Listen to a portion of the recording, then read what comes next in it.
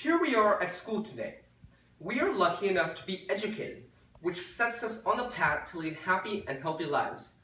But what if we were prevented from living the life we wanted?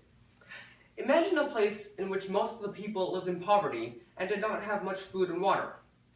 Imagine that many people get taken to prison camps. Imagine that their government only cares about themselves and not about their people. This is what happens in North Korea every day. Its people are not allowed to express themselves, which means that they are being denied the chance to make a difference in the world. It is important that we help the people of North Korea get their rights back, especially their right to freely express themselves. Article 67 of the North Korean Constitution says, citizens are guaranteed freedom of speech, of expression, of the press, demonstration, and association. However, the North Korean government follows the exact opposite principles. Every day, many of its citizens are arrested and tortured in prison camps where they are often executed.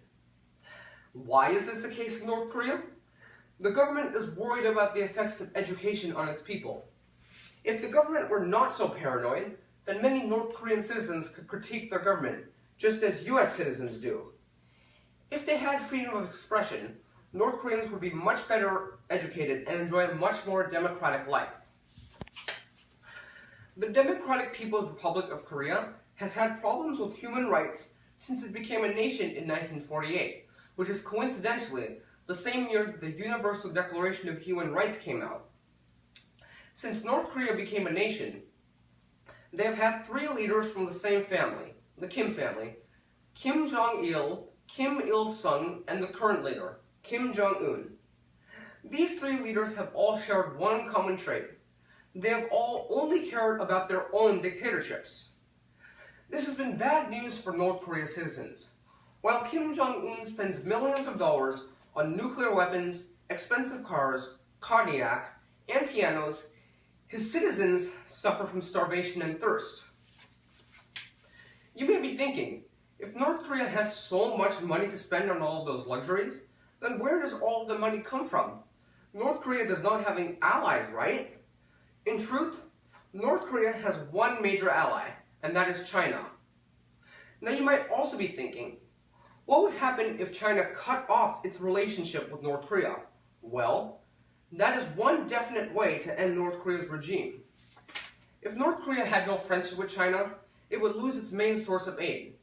So its cruel and oppressive leadership would weaken and would quickly disintegrate. This would pave the way for a better future and more humane government to be established in North Korea. Have you pondered why China would help a man like Kim Jong-un? Well, the answer lies in China's own principles, which are not so different from North Korea's. The human rights situation is not so bad in China, but the Chinese people too are limited in terms of free expression.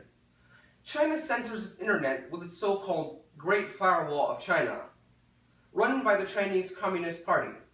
Similarly, North Korea's only major news website is the Korean Central News Agency, or KCNA. The KCNA censors and fabricates news to make North Korea look good. Because of the similarity in their views on freedom of expression, it could be difficult to persuade China to end its relationship with North Korea.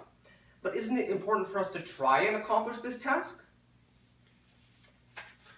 If China does agree to snub its longtime friend, North Korea, the people of North Korea can expect a future in which everyone can be free.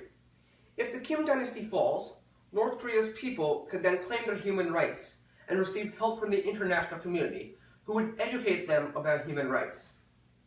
A new leader would be elected, and he or she would lead a more liberated and educated nation. This future is something we should campaign for. It is something we can believe in.